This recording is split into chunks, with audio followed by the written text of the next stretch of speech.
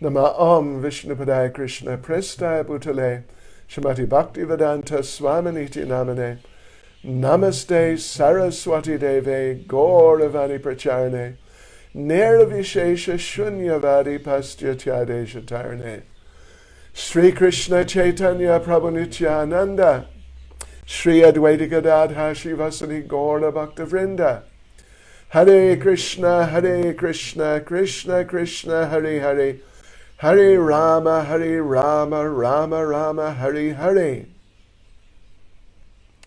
Vanchakalpatarubhyascha kripa sindhubhya evacha patitanam pavanebhyo vaishnavebhyo namo namaha. Hare Krishna Courtney. Okay, so, devotees, nectar of instruction, continuing with verse 5. And let me just read the verse again, just to remind us.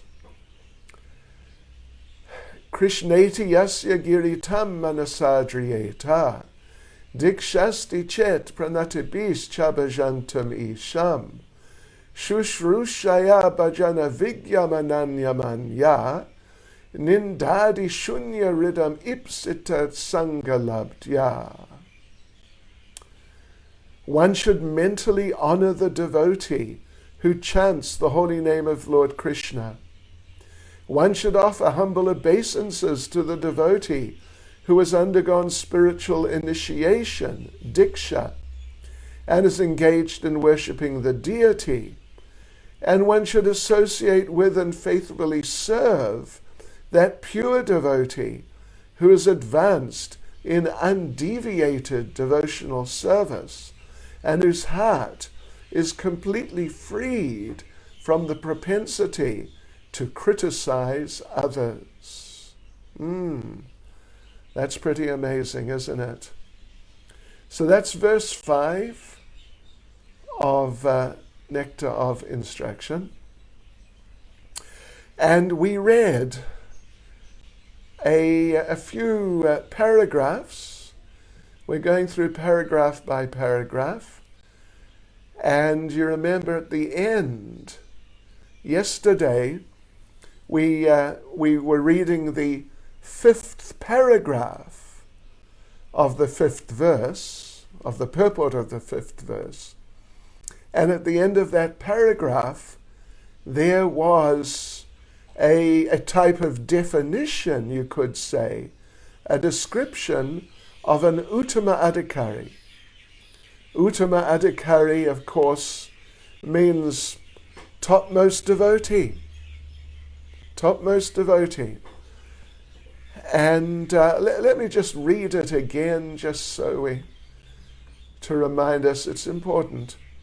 Out of many Vaishnavas, one may be found to be very seriously engaged in the service of the Lord and strictly following all the regulative principles, chanting the prescribed number of rounds on japa beads, and always thinking of how to expand the Krishna consciousness movement. Such a Vaishnava should be accepted as an uttama adhikari, a highly advanced devotee, and his association should always be sought. Okay. So now we're going on to the next. Well, there's two verses.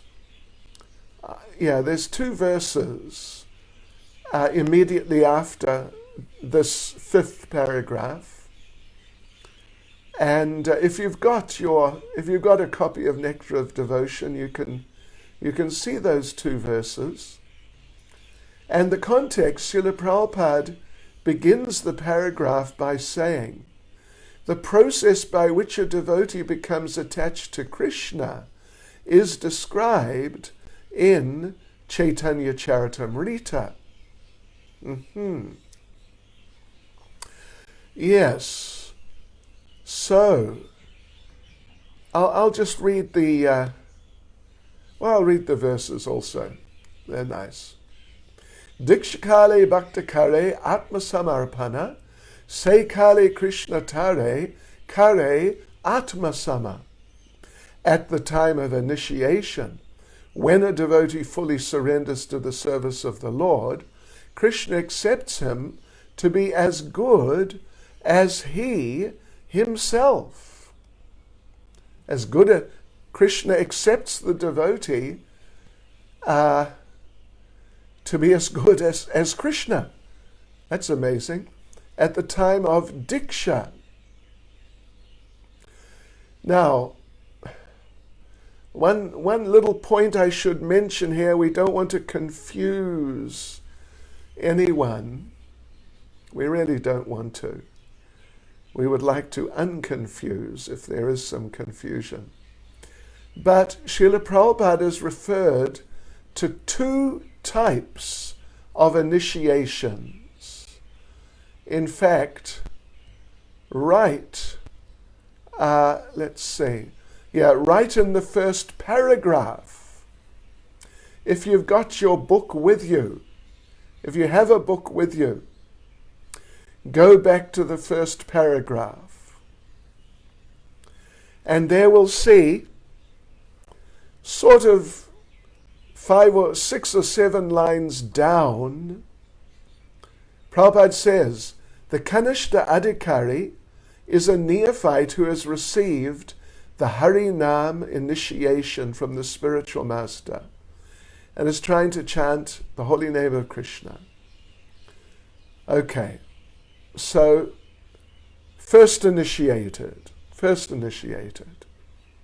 But then, just a couple of lines down, Prabhupada says, a Madhyam Adhikari has received spiritual initiation from the spiritual master and has been fully engaged by him in the transcendental loving service of the Lord.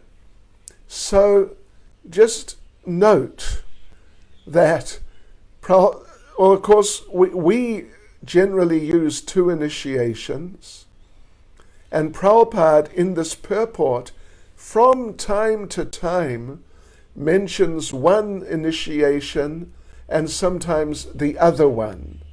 And sometimes it may not be so clear which one is he referring to. But when Prabhupada, see here in the first paragraph, Prabhupada says spiritual initiation. There's Harinam initiation is the first, and then there's spiritual initiation, means our second initiation, and that is what is generally referred to in this purport as Diksha. Second initiation, not just first initiation. And indeed, we read this, the first verse here from the 6th paragraph, and the word is used, Diksha Kale, at the time of Diksha. So we can take it that here Prabhupada is referring to second initiation. So then Prabhupada goes on. Diksha or spiritual initiation is explained in Bhakti Sandarbha Anuchhed 868 by Jiva Goswami. Divyam Jnanam Yato Dadyad Kuryat Papasya Sankshayam Tasmad Diksheti Sa Prokta Deshikais Tatvako Vidai. By Diksha, one gradually becomes disinterested in material enjoyment and gradually becomes interested in spiritual life. Yeah, through the basic, at least in very basic terms, the point is that through the process of initiation, then the person makes progress and becomes attached to Krishna and becomes detached, disinterested in material life. So let's go on to the next paragraph. We have seen many practical examples of this. I'm actually calling it paragraph 7. So there in that paragraph, following these two verses, Prabhupada makes the point that he or we have already had plenty of experience of exactly what has been described in these two verses, Chaitanya Charitamrita and Jiva Goswami's Bhakti Sandarbha. And Prabhupada goes on to say that, particularly in his days, when Prabhupada was present, then there were many Americans white Americans joining the movement. Now there's not so many. There are some, there's definitely some, but it's not like in those days.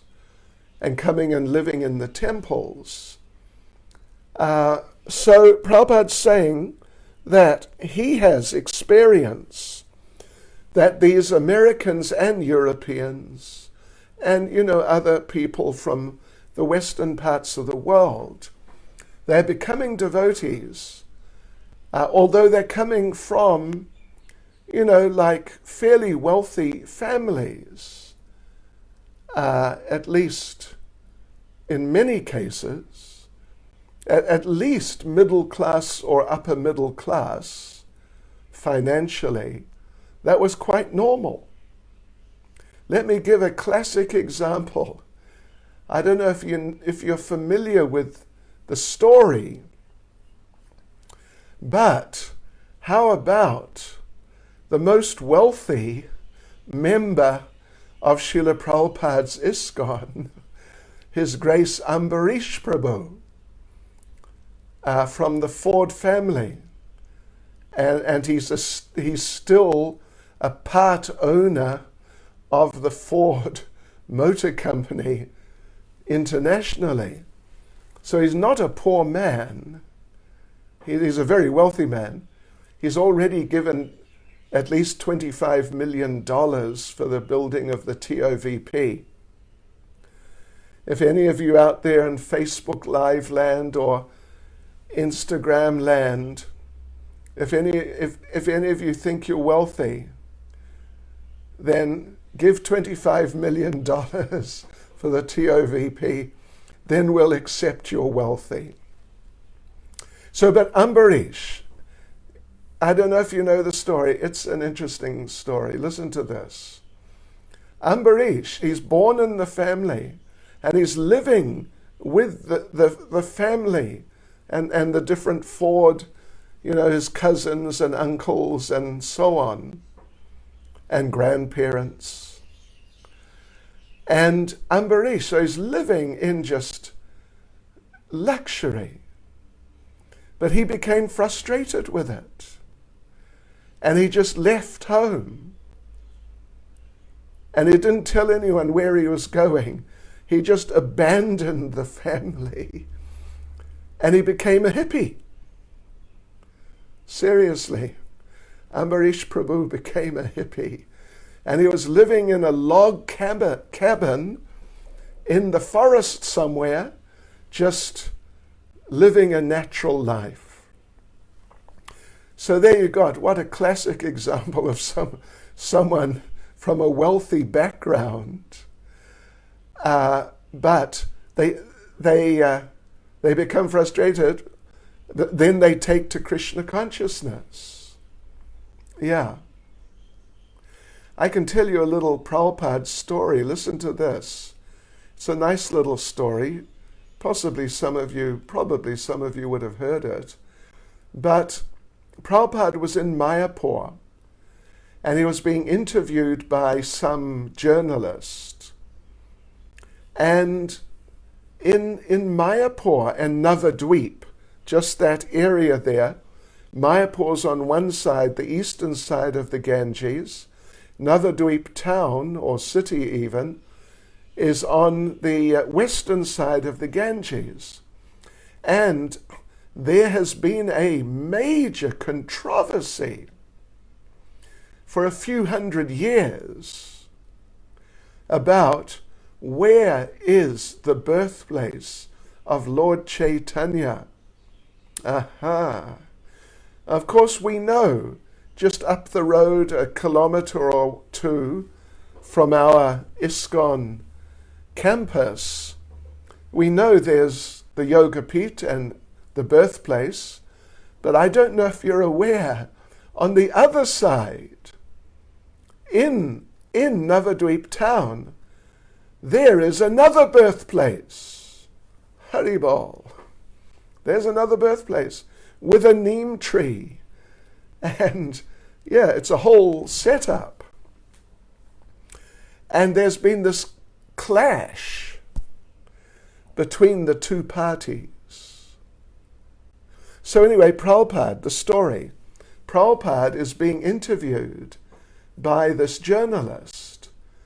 And the journalist is aware of the controversy. And he says that, you are investing so much money here on this side of the river because you think the birthplace is here, just nearby. But there are many people who say it's on the other side. So now, what if it is on the other side? What if you've your group has made a mistake and actually the birthplace is on the other side and now you're building all these buildings, you're wasting your money. It would be a very bad investment. So Prabhupada tried to argue with him. Bhaktivinoda Thakur said, different scriptures say, and all these types of points. But the man wouldn't accept. And he kept on saying, look, you may be wrong. It may be on the other side. And if it is, you're making a bad investment. So then there were a few of Prabhupada's American disciples in the room at the time. And Prabhupada then, he pointed to his American disciples and he said to the journalist, you see these men, they're Americans. Do you think they will make a bad investment? And the man said, aha, acha, TK, Malega, whatever. That. And he accepted, okay, then it must not be a bad investment. So, yeah, because as they say, when money talks, everyone walks. Yeah, so the Americans, of course, are famous for being wealthy, and this man surrendered to the American point of view.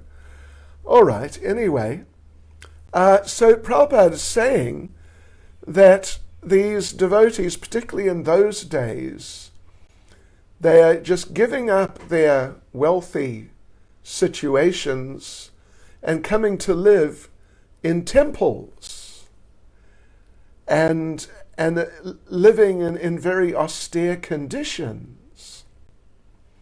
So, but what does this mean? It means that through the process of initiation, or through the process of Krishna consciousness, a vital part of which is being initiated, they're becoming disinterested. They're becoming detached from materialistic life. And I can tell you, well, I've said on many occasions, I've said a few things about how it was when I joined the temple in London. And don't mind me saying, but I was from a, not a family like Ambarish's by any means at all, but from a family which was, living very comfortably by just your ordinary everyday standards. So, but then I moved into Berry Place, into the temple there. And you know what it was like? I'll just mention a couple of things. The first night, I stayed in a guest room, and we slept on the floor on a carpet. And, it was a bit austere, but it was okay. It was just two of us in a sort of regular-sized room. But the second night, they took me up to the Brahmachari ashram. And in the Brahmachari ashram, there were two rooms, but the main room, they put me in the main room. The main room, I'm trying to think what we could compare it to that you might be familiar with. I don't know. But anyway, the main room, it was about, I would say, if you can think in these terms, about 25 square meters. Maybe 5 meters by 5 meters. So it's not a big room at all. It's just a very moderate-sized room. So in I went, and that night the devotees came, and I can tell you there was at least 20 of us on the floor in that room, which was 25 or maximum 30 square meters, but, perhaps not 30. And we were right next to each other. One was here, and the next one was there, and then the next one was there. And there was no room. If there was any room, we're talking about a couple of inches between us. And I can inform you all that many times I woke up in the middle of the night with some devotee's lotus feet, or at least one lotus foot, in my mouth. Because, people roll around a bit, oftentimes when they sleep. Yeah. So, but I didn't mind. I really didn't mind. By the mercy of Prabhupada, through taking up Krishna consciousness, I really didn't mind. In fact, I thought it was great. I thought it was fantastic. So, Prabhupada says here, indeed, for Krishna's sake, they're prepared to accept any living condition as long as they can live in the temple and associate with the Vaishnavas. Now, of course, the times have changed, and the vast majority of devotees in the world are householders who live in their own accommodation and, maintain themselves. Yeah. But still many of them they're all making advancement, and many of them are also becoming detached. During this lockdown now in South Africa, we have a number of them living in the temple, doing service all day, every day, just to keep the temple going during this difficult time. And they're just living like that. Very simple existence, whereas they have houses of their own. But for the service of the Lord, they've left their comfortable facilities. So the way Prabhupada has put it, though, is, connecting it to initiation. He says both things, two things. One, by initiation you become detached. And the other, when you become detached, then you become fit for initiation.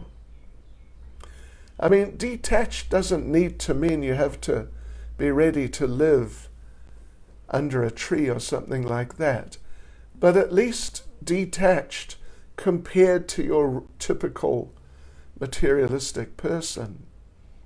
So both things, initiation gives detachment, and detachment makes one fit for initiation. So, we're not going to go into great detail about the subject of initiation as such, but the fact is that initiation is important. It's definitely important. Excuse me.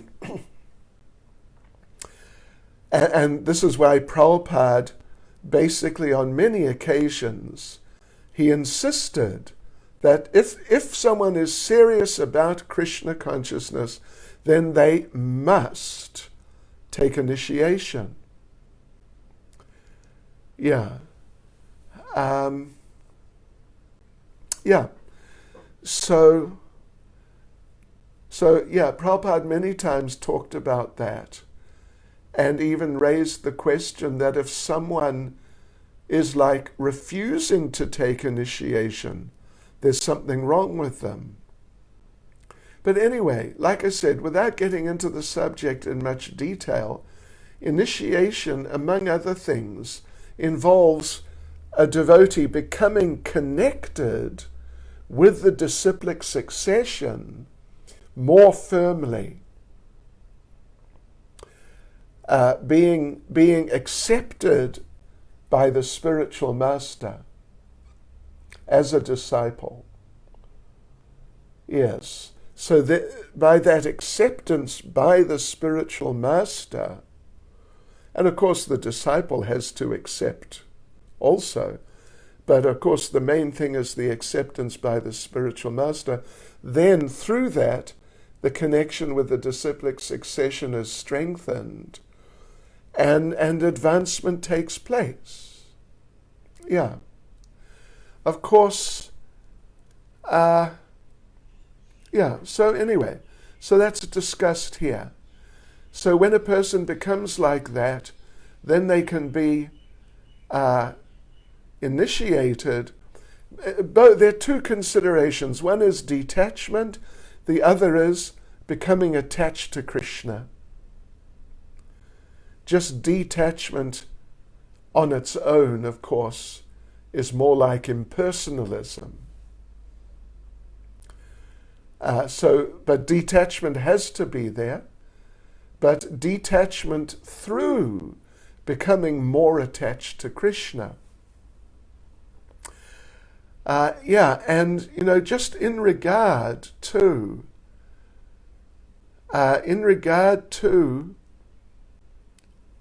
the necessity, the importance and the necessity of being initiated, well, first of all, coming up to the standard where one is fit for initiation, but then actually being initiated as such. If you read Nectar of Devotion,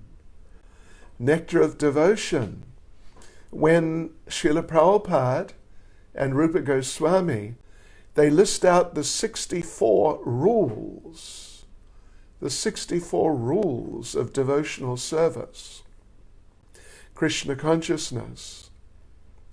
The first one is, do you know what the first one is? Anyway, the first one is to take shelter of a spiritual master. Then the second one is to be initiated by him.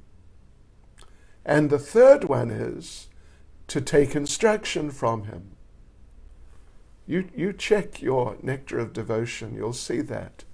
So out of 64, they're all important. They're all, of course, important. But these are the first three, and they're essential.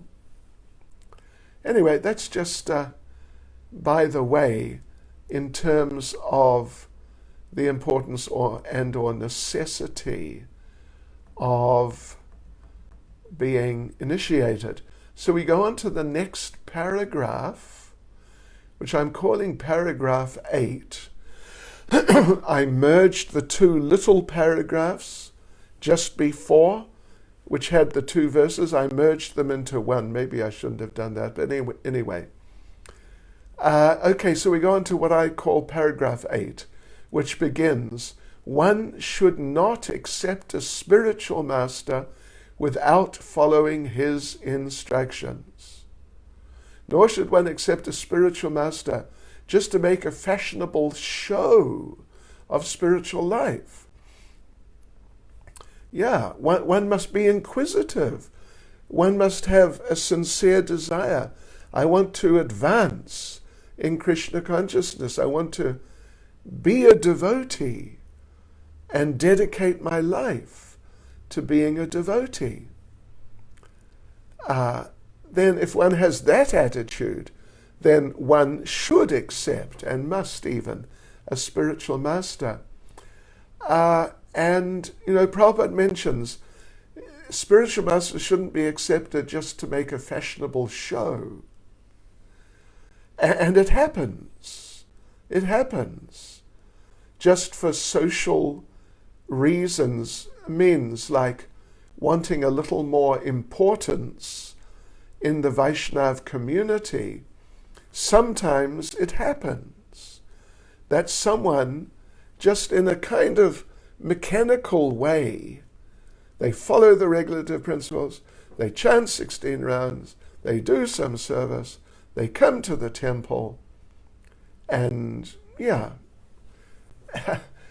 but what's really driving them is, I want to be initiated. I want to be initiated.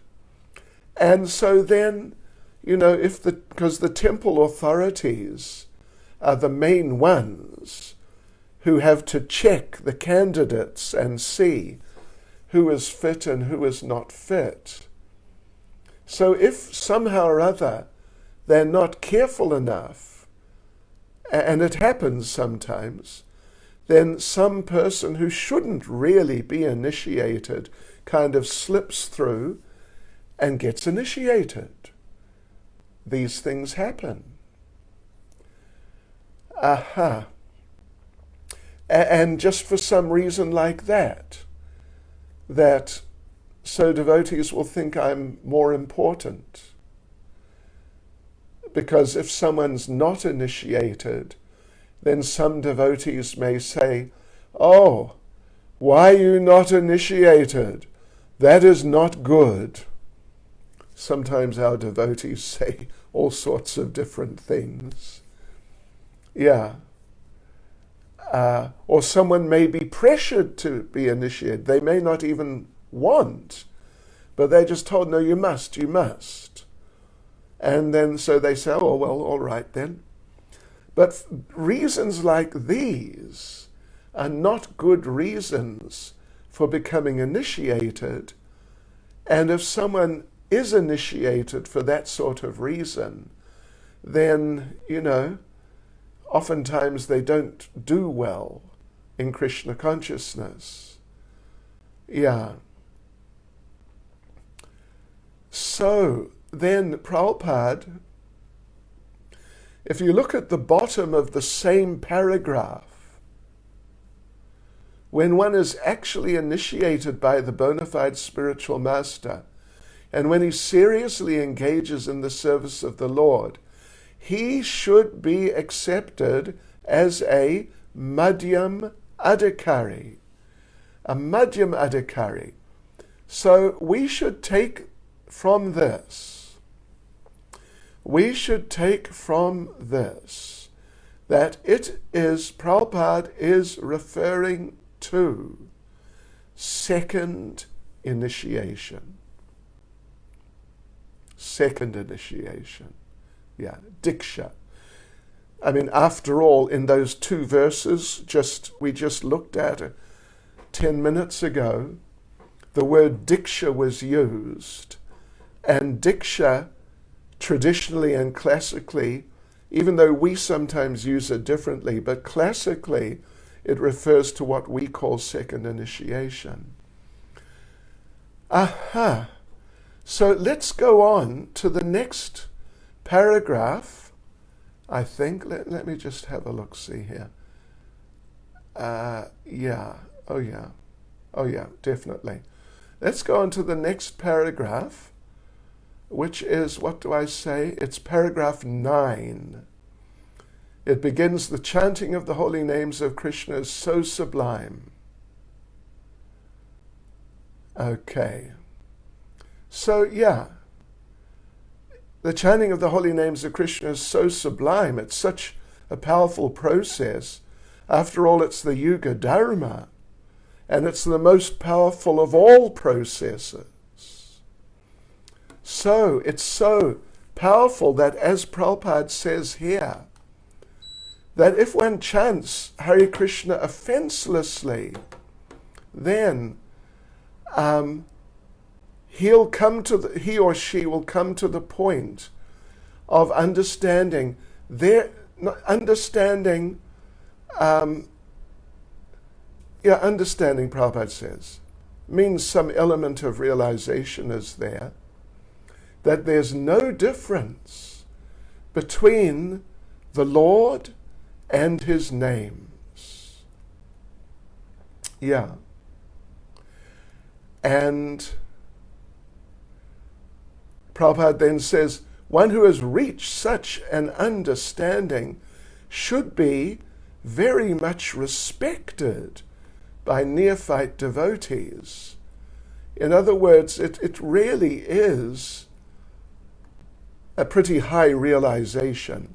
It's not just some mental, intellectual acceptance, but there must be some element of realization in that understanding. So in other words, Prabhupada's referring to quite possibly an uttama adhikari,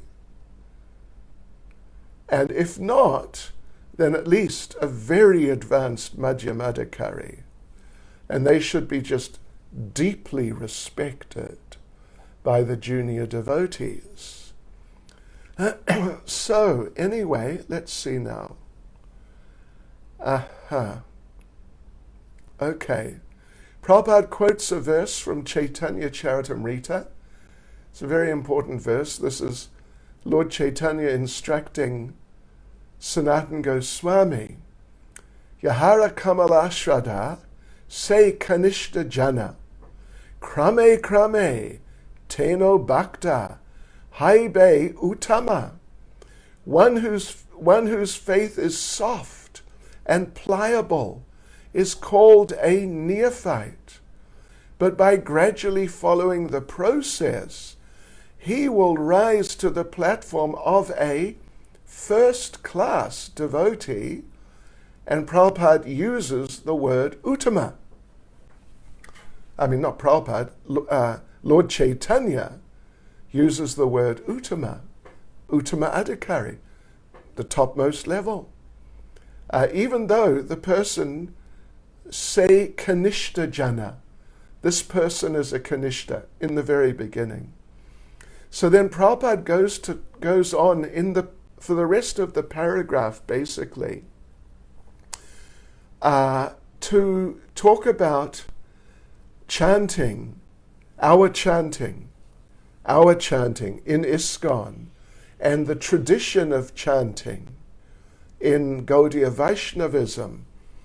So Prabhupada says that he's instructed 16 rounds. But he makes the point that Srila Bhaktisiddhanta Saraswati Thakur used to say that unless one chants at least 64 rounds of japa, Haribol, every day, 100,000 names, he is considered fallen, patita. So what does that mean?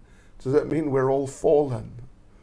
Well, anyway, that's an interesting point.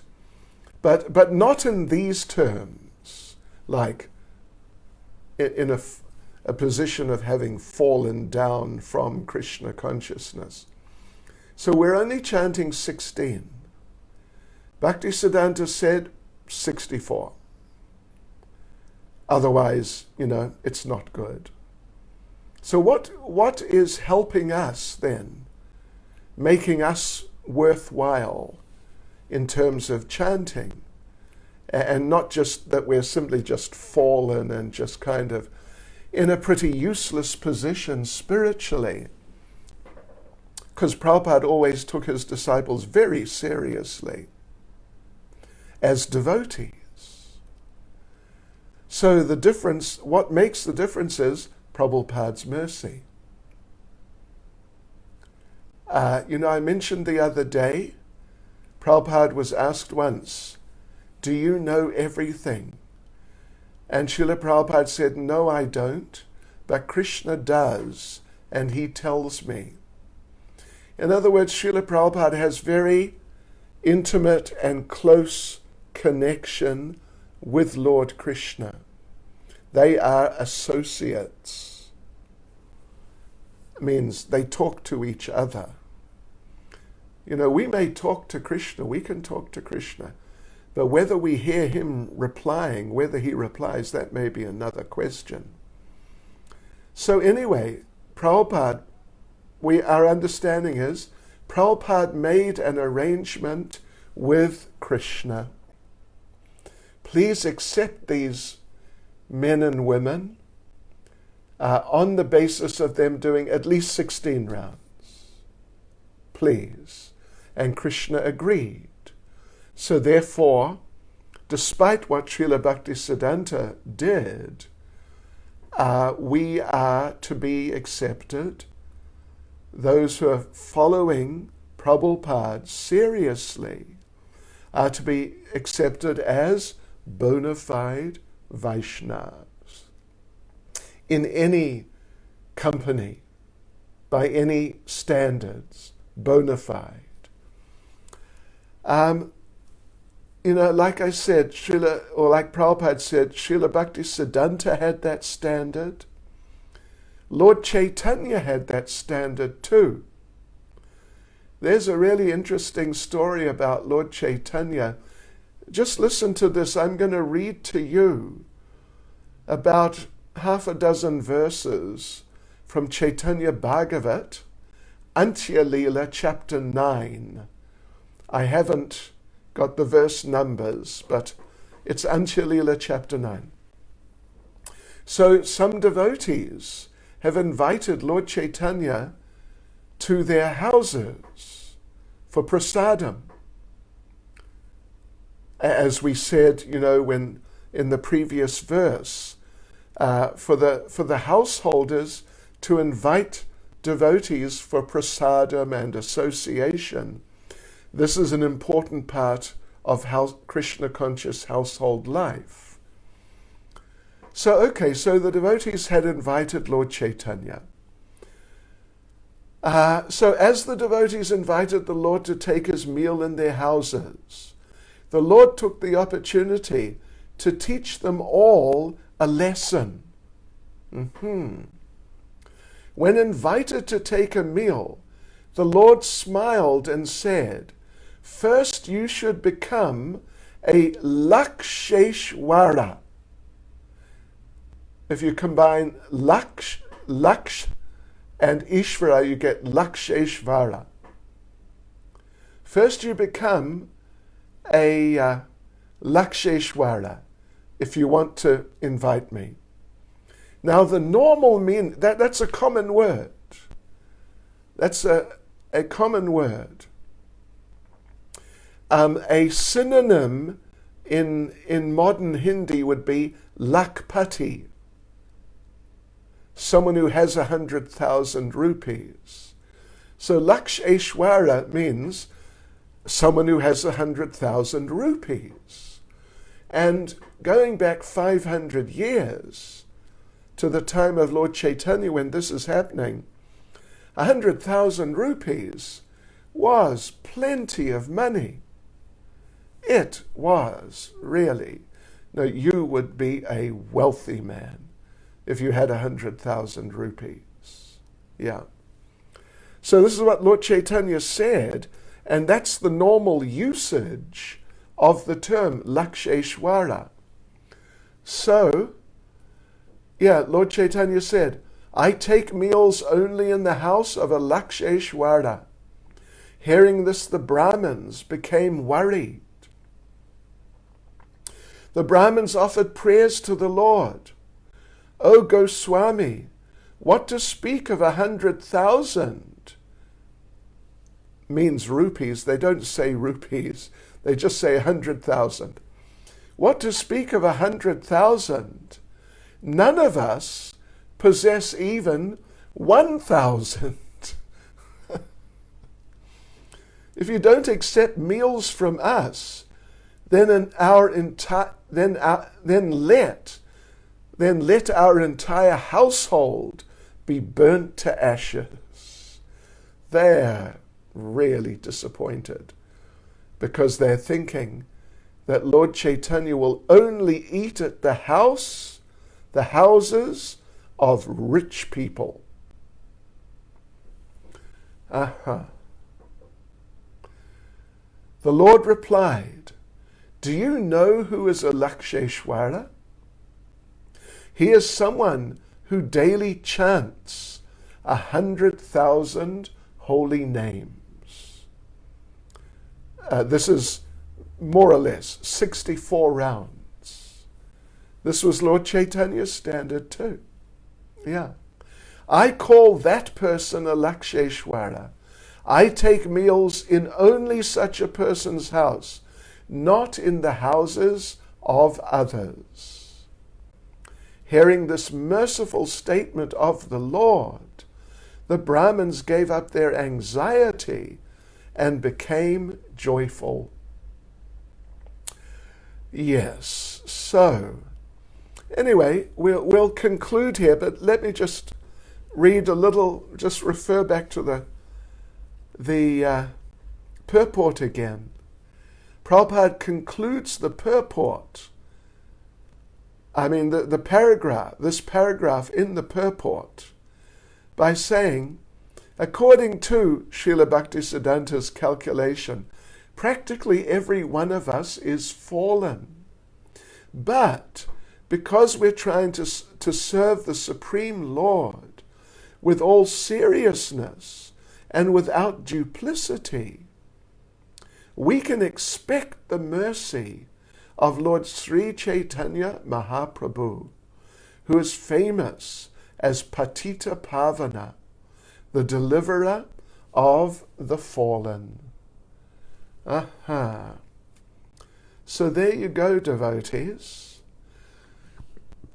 Of course, we'll carry on with the next paragraph.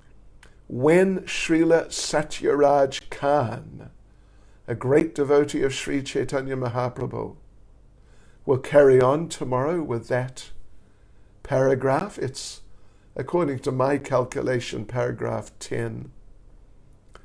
So, very good. Hare Krishna. Srila Prabhupada ki.